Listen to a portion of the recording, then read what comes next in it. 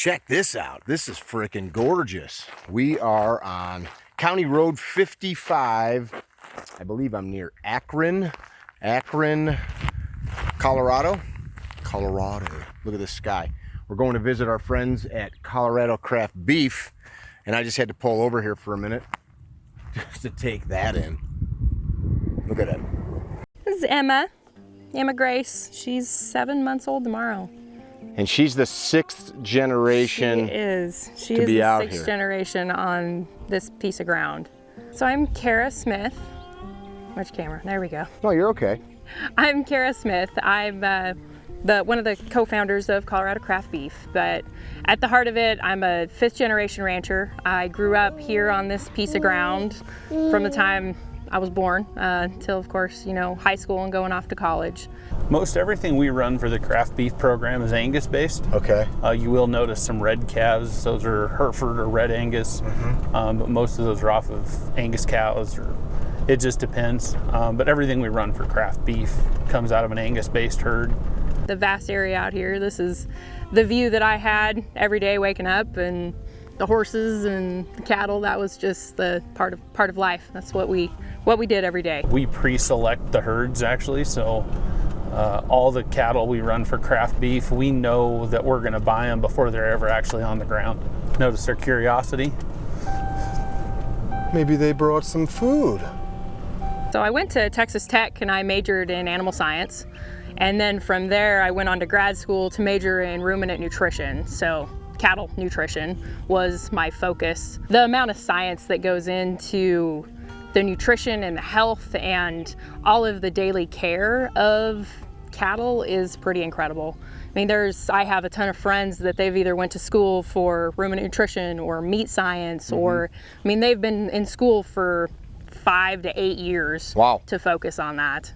And then of course, our veterinarians, they've been at their higher education for at least 4 years to keep cattle healthy, and we have an emergency, that's who we call. Now, how old are these? They're yearlings. They would have been born last spring. Okay. Go check the water while we're here. They are very inquisitive, huh? We still do everything horseback. So in our sector of the beef cattle industry, we're what we call like the stalker operators.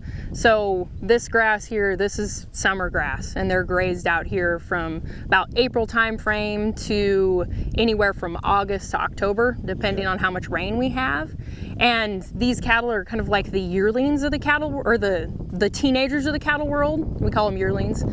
So they don't really know a whole lot. It's not like a cow where they kind of know where the water is, where the feed is, where the gates are. These don't really know that. So we do everything horseback because we need a little more You've got to agility. drive them to these places. So yeah, we've got to drive them. When we bring them off pasture, we need some good horses and cowboys. So to why get it not done. use a dirt bike or a four-wheeler like some ranchers? Is it just you're a purist? So yearlings are the teenagers of the cattle world. Oh. So if there's anything weird going on, we're gonna go run right in the middle of it, see what's going on. So, well, when I was working on the building last weekend, I was running an excavator digging the water lines in, and they were standing on the other side of the fence watching me. So, makes you feel like you're doing something though. Cattle just respond quite a bit better to horses instead of, motors, and that gets them pretty amped up. And Do you feel that affects the health, affects the quality of the end product? yeah, I don't know necessarily about health or the end product. It's more like the life that these critters have while they're here. This is more kind of in sync with what they would be used to. And it's more of like a low stress cattle handling versus using a motor and pushing them harder and some of those types of things.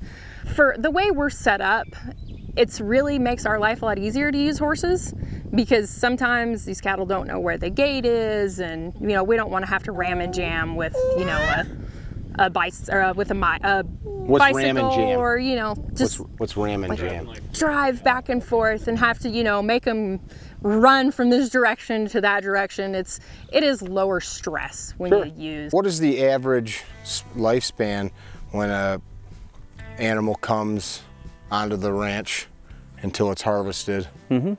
So we usually get them early in the year. So they're usually in that 10 to 12 months range of age. And then we keep them until mid-summer, and then they'll be on feed for 90 to 150 days, depending on what they're doing. So they're usually harvested in that sub 2-year window. Where if you compare that to the commercial sector, a lot of the commercial beef that lands in the store is 12 to 14 months old. So the craft beef cattle get a little older, which gives them a higher propensity to gain some weight and get a little more natural marbling and tenderness. They seem pretty calm and relaxed. Yeah. Living a pretty nice life out here. Yeah, they don't have a lot of worries. So this is Bailey. Bailey. She's a 5-year-old quarter horse mare. She came out of a rein cow horse program. She kind of decided that she didn't want to do the arena stuff anymore, so she came to live on the ranch in January. And she's been doing ranch work stuff and just loves it. She never had a rope swung on her, and I branded calves on her this spring and been heeling on her, and she's like a whole different horse because she's just happy to go to work every day instead of loping around in circles. And then actually, if you look at the water setup just right here, no, never mind the old tanks that need to be moved out of the way, but notice it's solar powered. I noticed that. So the windmill's gone. Yep. And you got an electric pump on there now. Yeah, so actually at this point, all the windmills on the ranch have been converted to solar. Okay.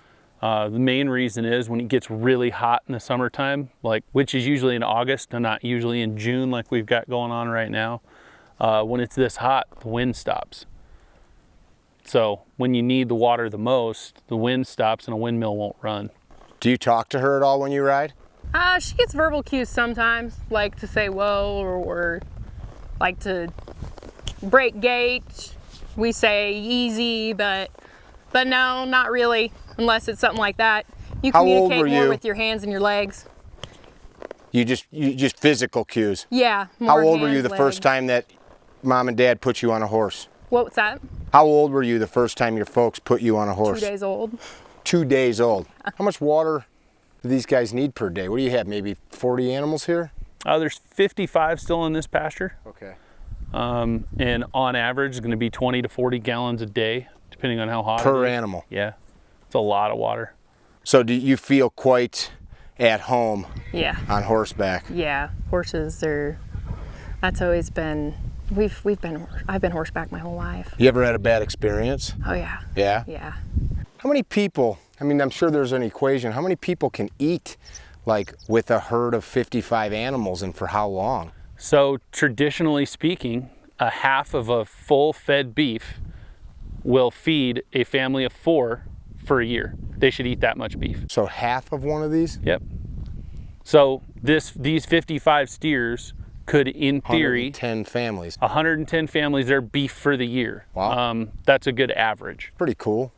Actually, I had a kid horse that my dad never saw it, but whenever we were out helping him move cattle, he'd go over the hill, he'd shake me off, and then come back without me. And my dad was like, "What are you doing? Are you just falling off?" I'm like, "No." I'm like, like the way that he shakes is so violent that I fall off. My dad could never figure that one out. But then I got a really good kid horse, and it hadn't been the same since. What's so. the definition of a kid horse for the non-horse people? Really, really broke, really gentle, doesn't move too quick so you don't fall off. They're really kind. They're kind and gentle. They don't move too fast. And they, especially out here, they know their job, so they'll just follow right in behind cattle wherever you want them to go, which I is see. pretty cool. When you're going 9-0, chasing cattle that are trying to run off, trying to get in front of them to stop them. A lot of times you're just sitting in the middle of that horse, helping them pick their path, but they do way more of the work because they know their job. Mm-hmm. Four-wheeler won't do that. Or you hit a coyote hole, a four-wheeler at 40 miles an hour, Right. you're gonna have a bad day. Yeah. So the horse actually, it's another brain to help you not get hurt. There's just some things that you can do when you do the smaller type of custom beef that you can't do in the commercial chain. And we can we custom process everything. We dry age everything at least 2 weeks, which is really hard to do in the commercial chain. The mission of the ranch from 1913 to now is feeding people. We don't ever use antibiotics. If we use antibiotics to treat a calf if they're sick, they come out of the program. So it's not that we would withhold antibiotics. If an animal is sick, we would treat them, but then they would come out of the Colorado Craft Beef program and they would go more on the commercial side. So between that and utilizing some of the hormones and some of the other things that are utilized in the commercial chain from time to time, we don't utilize those. So it's more kind of gearing towards a quality side. We have another bull snake, don't we? We've got some of our jalapeno cheese sausage that we sell on the website. Some friends of ours brought over some really nice cheese for a party not long ago. We didn't use it for that, but it happened to be here, so it made it on the plate.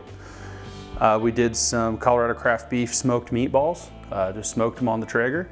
And then, this little guy is a smoked tri-tip. Ooh. That's been resting for about 15 minutes. That's the same cut that you sent us for Dudes Weekend, I think. It absolutely is. Yeah, that was incredible. So. That's cool.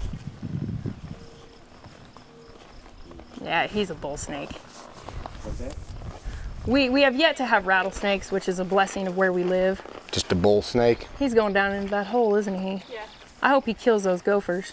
One of our favorites, it's a cut that was actually developed in California. So if you get further east of here, you guys in Illinois or east of the Mississippi aren't usually very familiar with it. I definitely have seen it from time to time in some of our butcher shops, but what do you mean developed? It's not like cows have grown new muscles, right? No, but they originally started cutting it out in California. So if you go to a big ag show in California, typically tri-tip is what's served at all the booths. Or if you go to a wedding where I'm from in Oregon, tri-tip is the go-to meat. So it became a party meat. It came off the sirloin, and prior to that, I think all they did was grind it. It wasn't really cut out as a steak. So we're basically crafting a beef experience from the beginning with Colorado Craft Beef. And more importantly, we're telling the story of it, and we're connecting that with an end consumer versus just the way that the commercial beef chain has done and been segmented in the past. We're going all the way from the beginning to where that beef ends up on somebody's plate, and having that connection with them, answering the questions that they have about where their beef comes from, how it was raised. So a few things about our beef I think that's different than what you find in the store is, for instance, our ground beef. Every package of ground beef is from one steer. So there's not like in a commercial plant where they take huge piles of meat and just grind it all up like a cement mixer. Right. Okay. Some people have said they notice a flavor difference. I certainly do. Do you? Yeah. The other big thing that really contributes to the flavor is we age all the carcasses whole for 21 days before they're ground. So to the layman, the animal is, its entrails are removed, harvested, it's skinned, and it's hung in a carcass cooler, and it's hung whole. How long is that done, did you say? 14 to 21 days is our standard. And in the commercial space, if an animal is in the plant more than 4 days, they consider it an operational failure. Oh. Because some of the big commercial plants are harvesting 5,000 a day. That's what she had said. Yeah. That's a crazy number. Well, and you can imagine the amount of real estate needed. You're going to hang 5,000 head for 3 weeks, and you're going to keep them cool. That's a significantly different operational thing than our processing just the plant. electricity just to run. Yeah, or just the real estate. Okay. If you're killing 5,000 head a day and you need to hang them for 2 weeks, and you're killing 6 days a week, that's 60,000 animals that need to be in a cooler. Yeah. Well, we can walk up there. I actually want to check the wells and make sure we've got water running. Want to see that it's doing its thing.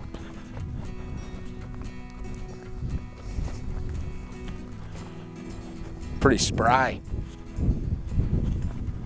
Hi, boys.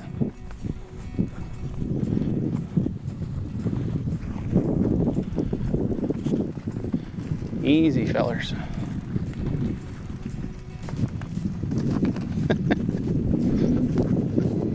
So in general, the nutrition, there's some nuance to that, of course, if you start talking grass finished versus grain finished versus what we call craft finished.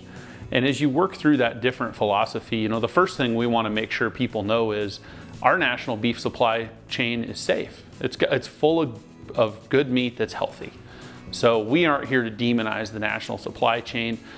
We know that we as Colorado Craft Beef on the Double/N Ranch, we couldn't feed all of Denver if we were required to do it. There's just an operational problem.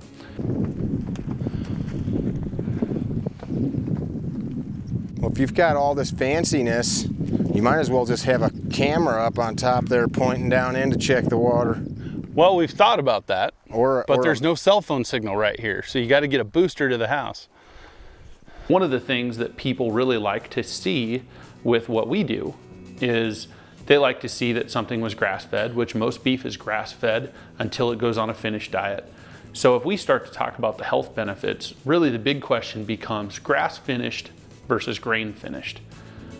Grain-finished steers are kind of the norm in this country. Grass-finished is the norm in other parts of the world. Grass-finished is higher in omega-3s and lower in omega-6s, I believe. There's certainly less fat in grass-finished beef. But if you consider the contrary argument to that, there's a lot of people that will talk about the fat in the meat as being essential for proper operation of your brain. There's just nutrients and vitamins in that fat that is required for people. So what we've done in our process, if we take grain-finished beef in the commercial sector all the way to this side of the spectrum, and we take grass-finished beef all the way to this side of the spectrum, we land in the middle. We use grain as needed to get a properly finished animal with a minimal amount of impact to their diet, while also having enough fat in the meat that you get good quality, good marbling, and good aging profile, so that as you eat it, you get a proper eating experience. Our big concern is that these cattle exist for nutrition. That's their whole job.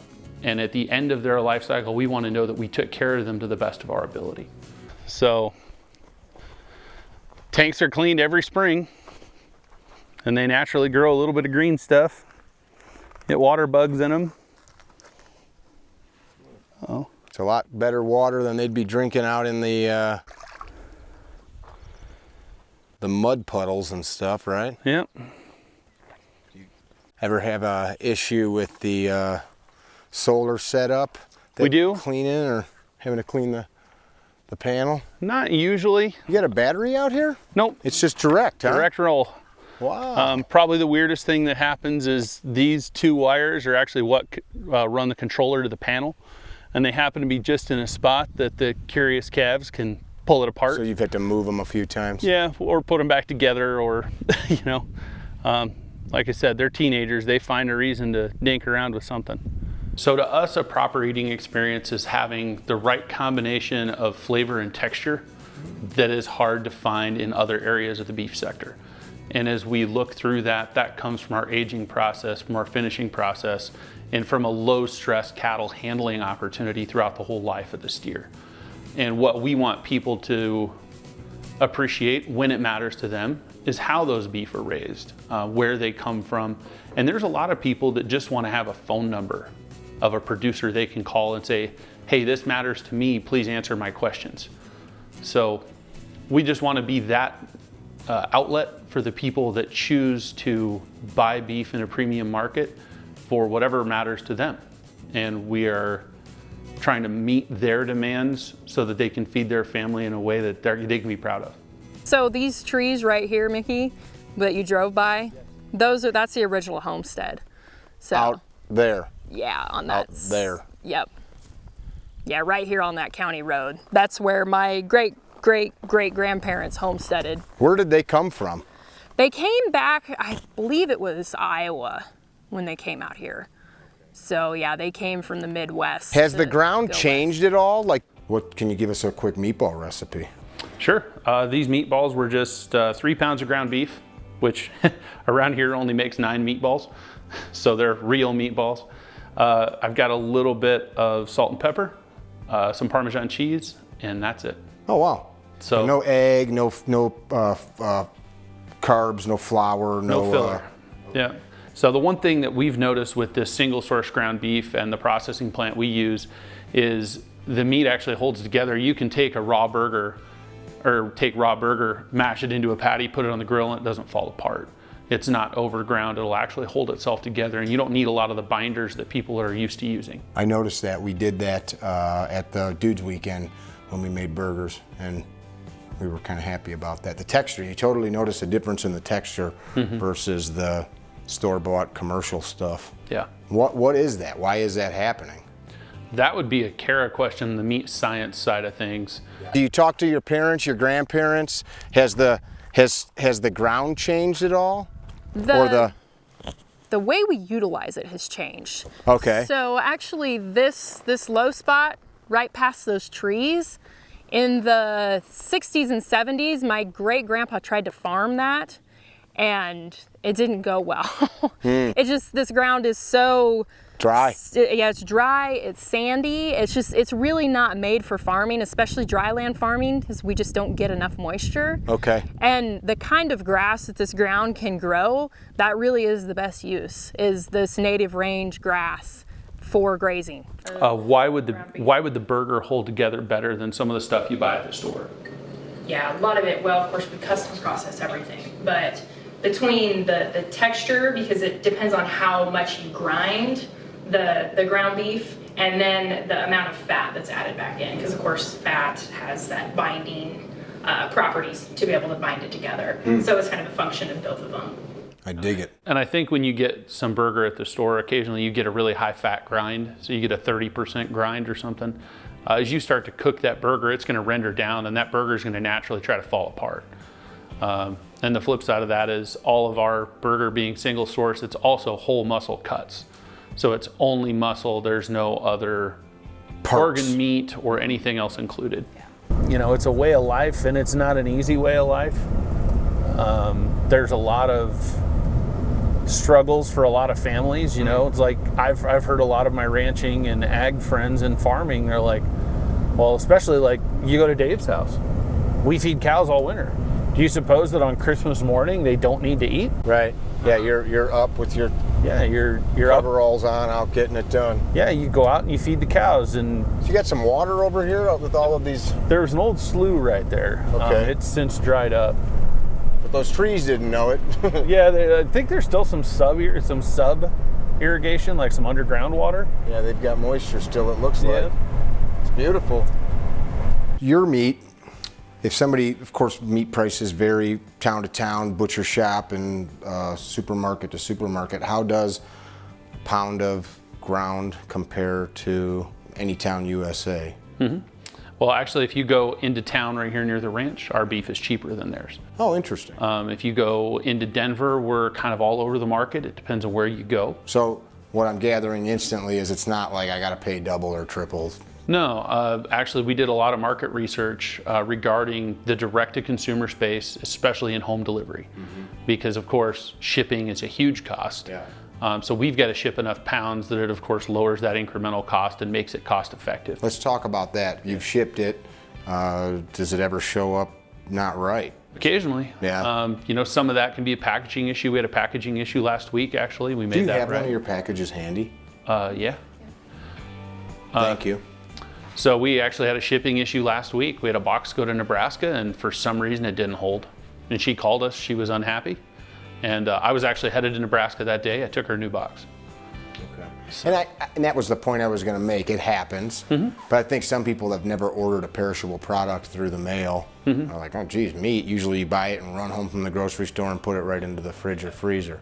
Well, and we've spent a lot of time building that value chain of proper shipping techniques, proper cost. Yeah. We've negotiated a lot of rates with FedEx. But probably the biggest thing I can say about our company is my phone number's on the label. If you get that box and you have a problem, it's pretty easy to make a phone call. There's no customer service. There's no, hey, let me get back to you. So yeah, the first time I was out here horseback with Kara and her dad, I looked at that thing and I said, well, that's a survey monument. He goes, yeah, that's right, in the damn way. So pretty incredible to, you know, realize that 100 years ago, some poor guy used chains to measure where this went. Because nowadays, you know, you use lasers and total stations to shoot it all. Those guys drug chains literally because the chains wouldn't stretch. And that was in 1915. That was before they had vehicles. Heck yeah. They were out here going on horseback. Right. Our biggest issue. You just were having a customer call when we came in. I think. She got her box this week. She's super stoked and wants more sausage. Oh, so, good. Yeah, it's a great deal. Our biggest challenge as craft beef, I believe, is our shippers. Some of the shipping companies you use, they're getting hammered with COVID orders right now. So, we're going to be late. We're going to be 2 days late. It goes out on a truck. It sits on the truck all day. They cancel the delivery. So we've got to do everything we can to minimize that risk. But the one thing we have always done is we make the customers right. If there's something to be argued with FedEx, we take that on and we make the customer's order correct. Check out the crossbar. John Deere number 2. I don't know what that means. And then actually right here, check this out, Keenan. Old school, man. John Deere, Moline, Illinois. So this is our standard beef shipping box, 14 by 12 by 12. And then we have this really cool foam liner inside that's actually made from corn. So no styrofoam, no plastic. The only plastic is this really thin liner that protects it from moisture.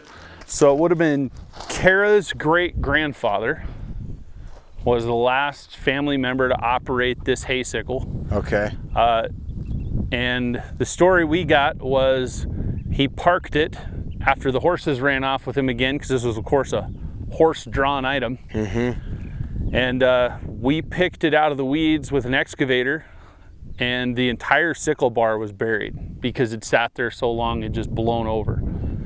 And when we asked Kara's dad, who is 64, you know, he was born in 56, we said, hey, when was the last time this thing moved? He didn't know. He said he'd never seen it move in his lifetime. That's cool. And this will actually dissolve in the sink. So we have a lot of buyers in Chicago that love it because it arrives in their high-rise apartment. They can dissolve the liner. They have a cardboard box to deal with, and it's no joke. You don't, and that's totally safe to do that. Yeah. It looks like styrofoam, and this is actually just spun corn fiber. Oh, that's my seatbelt.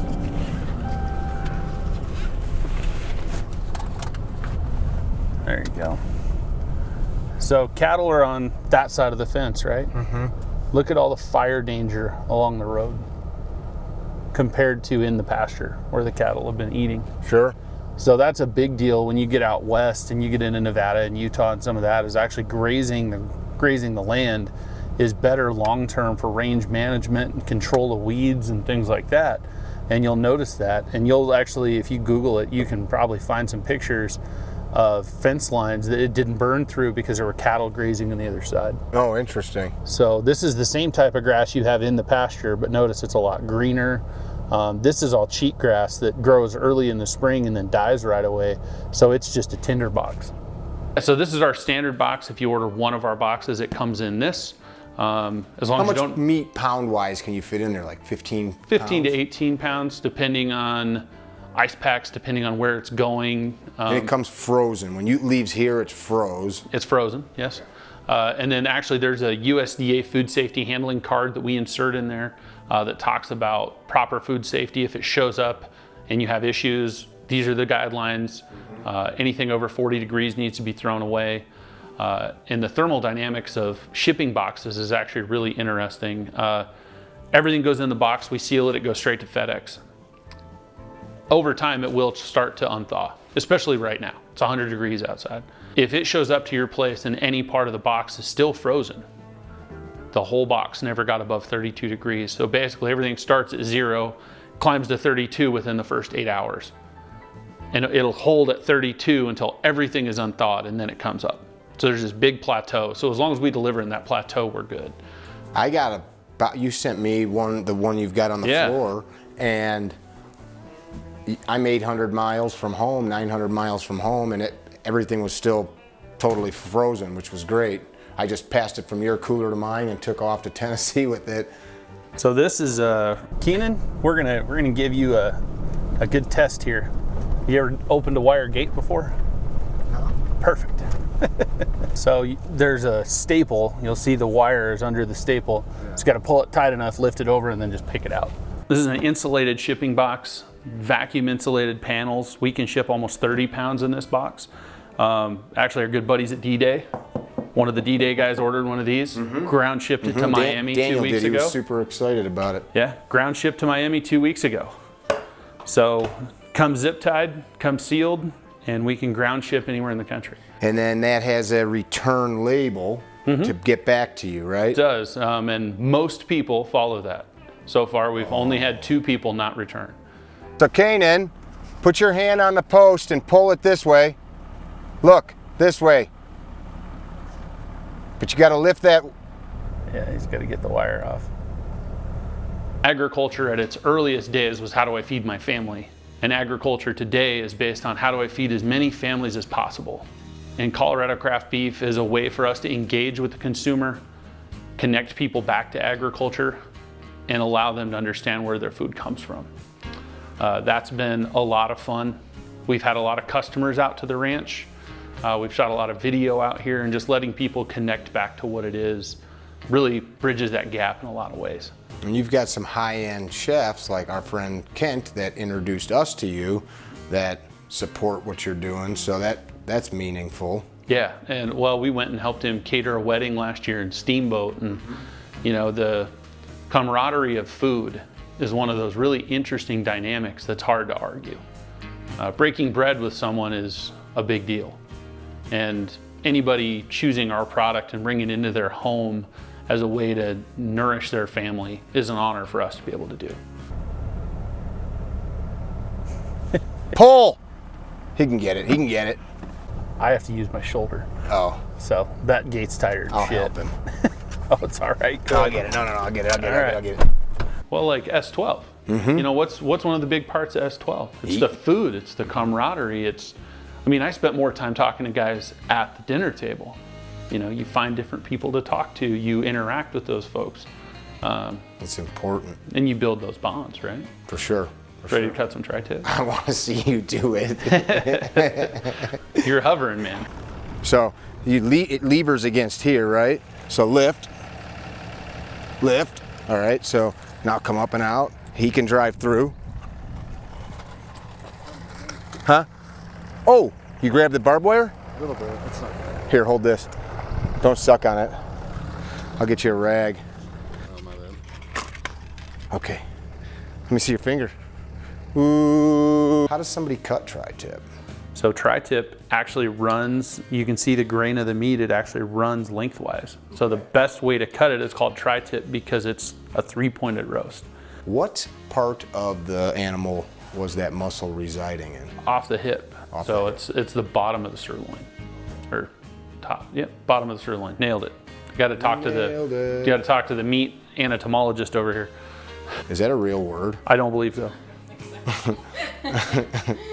So, what you always want to do with meat is cut it across the grain. With a tri-tip especially, it's got kind of a weird texture to it, so you take the fat side and the short side and you just slice across the short side. Why do people wear cowboy boots? What's wrong with laces? Laces get caught in stirrups. Oh. Yeah. Laces can get caught in gates. Laces can get caught in other stuff. Never thought about that. Yeah. You got any kind of fancy knife there? What's your cup of tea? This is just a Cutco slicer. Oh, those are great knives. Cutco makes some great stuff. They do. Now, did you smoke that? I did. How long did you smoke it for? About 45 minutes, and then I did a reverse sear, so I turned it up to like 375 Okay. for about 25 minutes. Looks like medium rare. Yeah, a little more than Closer that, to just because it rested so long. My fault. It's okay. We've been talking. But if you compare the tri-tip to the smoked color of the meatballs, Yeah. these smoked for an hour and then got reverse seared. You probably go to your farm and ranch store in Illinois and you'll find Ariat boots. Yep. Ariat makes a good work boot. Yep. Rubber sole, like a Vibram sole. Now imagine that Vibram sole in a leather stirrup and you fall off your horse. Sure. That leather sole's gonna bind and it could kill you. The rubber sole will. Yeah. Yeah. So these are hard leather soles. So if I need to run on gravel, I'm smoked. Yeah. But But for what they're meant for. exactly. I just learned something new. Did you know that, Kanan?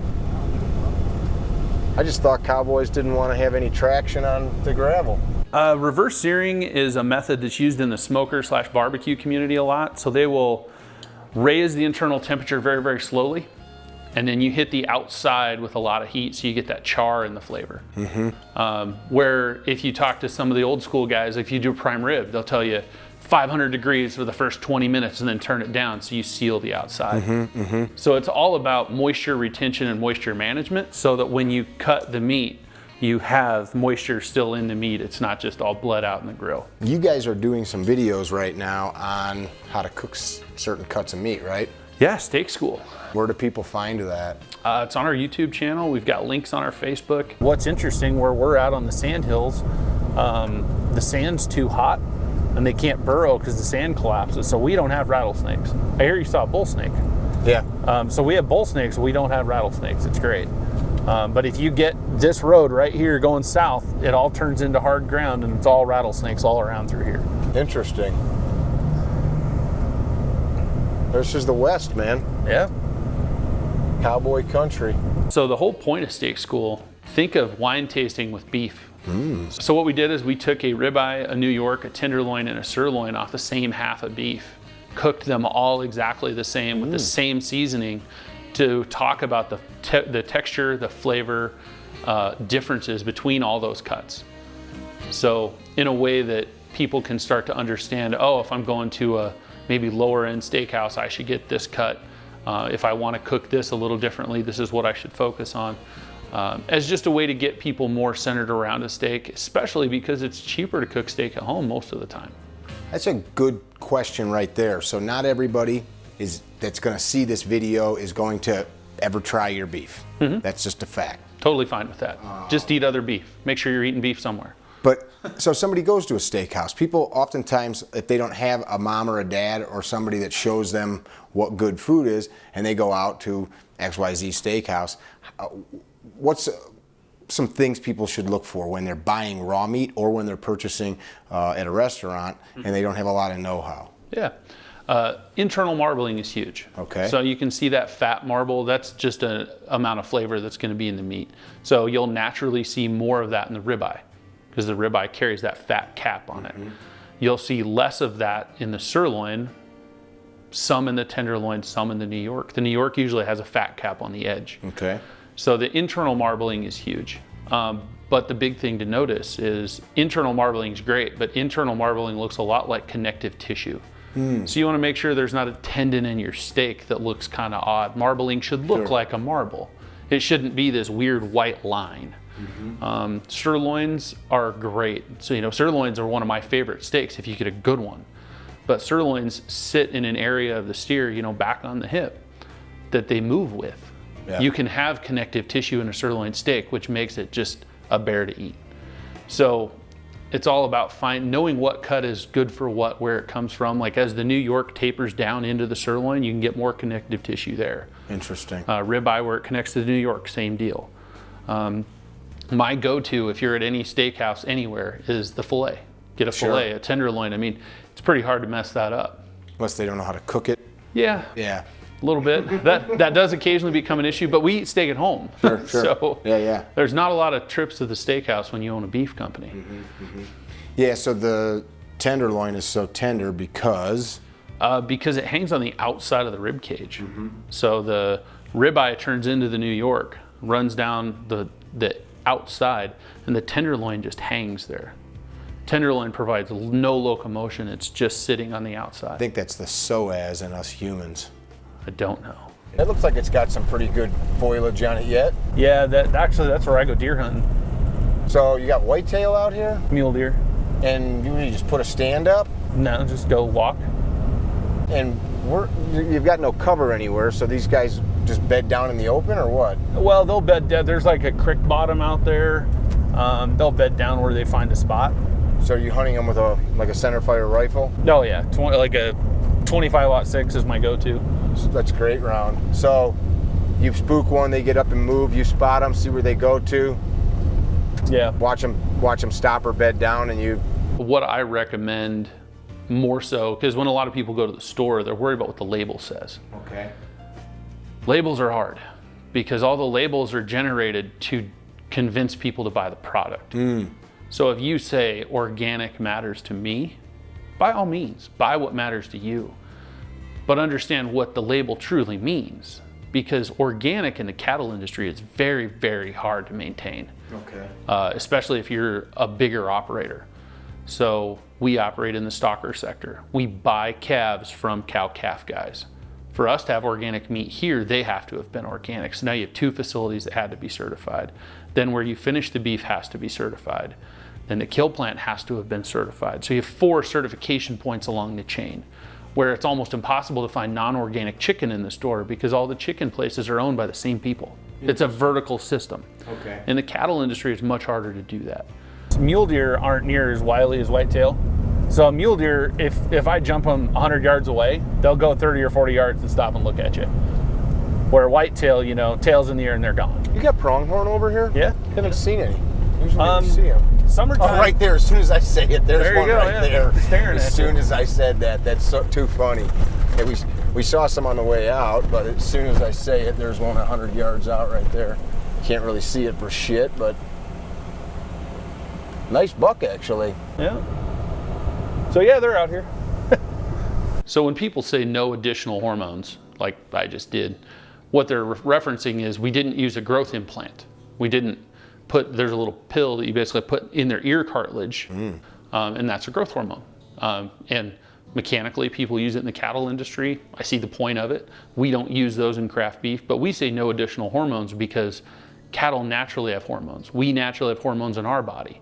We just haven't added anything that's outside of their typical system. People say, well, wait, no additional. Like, what does that mean? Like, there's already, you know, a pill that he didn't do, but somebody else did? Or? Well, and that is one thing to talk about. All the beef that comes out under our label comes from us. Okay. So, meaning you're not buying some cattle from down the road to fulfill an order. Correct. And we certainly don't buy beef from other people to fulfill orders. Everything that comes out under our label comes from this place. Yeah, 25-06 is my go-to deer round.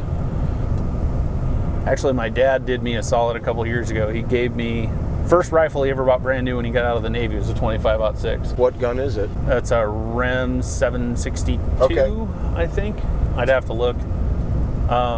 Bolt action, no mag though, just the and 3 rounds, 4 rounds, something like that? Yeah, 4 rounds, and you can do 4 in 1 if you're careful. But he actually stripped it down to bare bones. He took the bipod, he took the optics, he took everything off of it, and then gave me the bare bones rifle for my birthday a few years ago.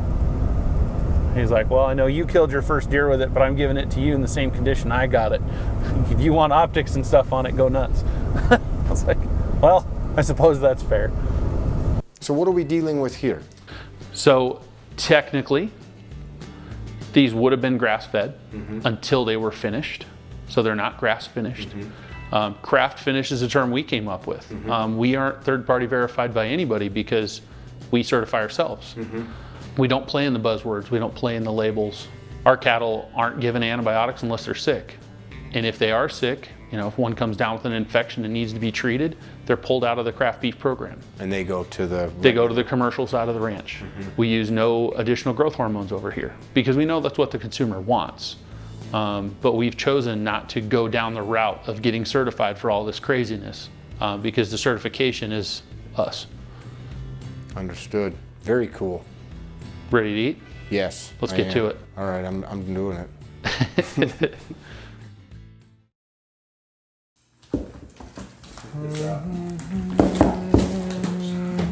Did you pinch yourself? We'll put this out there first.